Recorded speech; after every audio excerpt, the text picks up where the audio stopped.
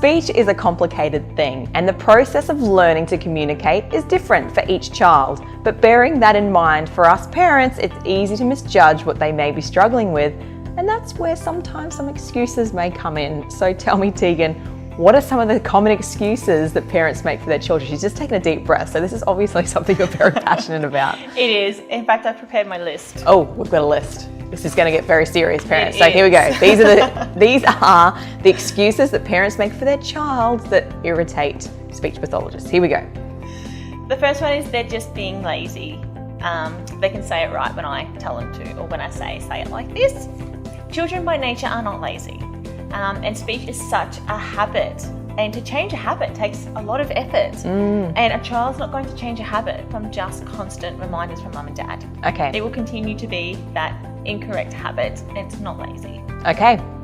It's incorrect, but it's not lazy. Okay. So don't say that your child is lazy. Please don't. The next one is my child just doesn't listen. Sometimes, yeah, absolutely. My kids don't listen. Yep. But sometimes the act of listening and trying to understand what's happening is actually really hard work. And when it's really hard work, kids will give up a lot quicker. It takes so much more of their, thinking energy into just trying to understand what you're saying. So sometimes it just goes in one ear and out the other. Sometimes they find it really hard to remember or, understand what you've said. So it's easier to just brush that one aside in the too hard basket, as we do as adults as well. Okay.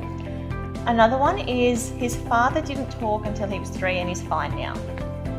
We hear this one a lot. Okay. Unfortunately, if there is a family history, it's actually more likely your child won't grow out of it. Okay. Because it's more ingrained. So if your child's not talking by the age of 3, there's a problem. Yeah, be very concerned, even by 2. Yep. Yep. Many interactions and opportunities still missed in that time where your child's delayed. So even if they may eventually catch up, they've still missed out on a lot. And that's, that can catch up on them later. Absolutely. So don't let that one slide. So there you go. If that one is triggered you, pick up the phone now. Another one we hear a bit is he was fine until his vaccinations, particularly around autism. So there's mountains and mountains of evidence debunking that myth. We know that speech delays and autism and those sorts of things are just as common in communities and societies where there is no Western medicine and there are no vaccinations. Autism here is just the same as it is in Africa or any of those other places where there's no vaccinations. Yeah, there we go. And particularly with autism, there's quite a noticeable shift at that 2-year age mark. But when we look into things a bit further, we can actually see there are red flags all along, but perhaps they weren't quite as noticeable. And so it's got nothing to do with the vaccines. Okay. Please don't blame them. Okay. Another one is her older sister talks for her. Yes, sometimes siblings are very helpful. Sometimes that can, hinder the younger child's development, but sometimes the older sibling is so helpful because they need to be. The younger one is struggling, and kids, sometimes they're nice, are helping the younger one out by stepping in and talking for them. And mums talk for their kids too sometimes. Yes. Too. So if a stranger asks your child a question and you're answering for them, that's a bit of a warning sign. Yeah, you're losing a learning opportunity there for them. Yeah, and you're sort of covering up the fact that they probably couldn't answer for themselves. Yep. And my least favourite one, my child is copying another child who has speech delays. Okay. I'd like to offer you a challenge sometime in your own time for 3 minutes, change every sound to a b, and I guarantee you're going to miss most of them. Okay. Yep. It's really hard work, that forward thinking and thinking about how I'm going to talk. It's quite exhausting. Yeah. Kids cannot do that for any length of time. Okay. Or else they would be talking correctly. So change your f to b and see how you go. Yeah, you'll miss a few. So children are not able to copy another child's errors. That's really hard work and something so automatic. We can't override that automatic talk for more than a couple of minutes.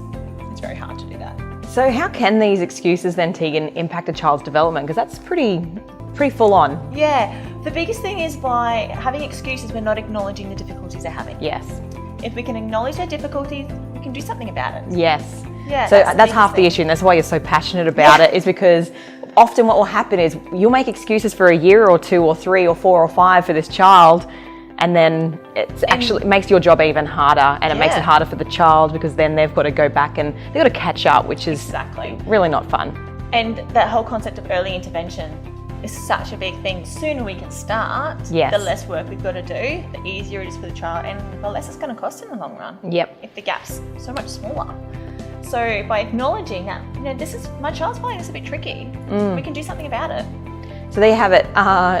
If your child is having a little bit of trouble, patience is the key when it comes to parenting, and positively encouraging your little one will help them advance their speech skills in no time.